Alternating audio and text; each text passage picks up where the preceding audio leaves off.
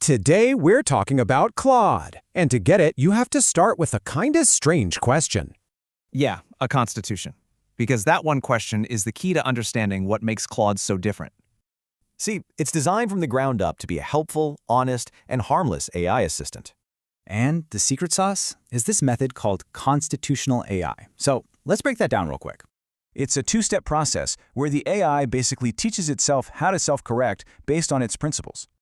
And these aren't just any rules. They're actually inspired by things like the UN's Declaration of Human Rights. Okay, that's the theory. But how does an AI with a constitution actually perform in the real world? Well, let's look at Goldman Sachs. We're talking over $2.5 trillion in assets here. They managed to cut their client onboarding times by 30%, and how they did it is what's really cool. Claude handles the massive scale of compliance checks, which frees up the human experts for critical judgment calls. And it's not just finance. Over in software development, Claude is totally changing how code gets written. But to get the most out of it, you gotta shift your thinking. It's a collaborator, not a search engine. Vague prompts are gonna get you vague answers. You have to be super specific about your goals. So think of it like a conversation. Give it a role, show it what you want, and work with it. This whole collaborative vibe extends to teams, too, with a feature they call projects.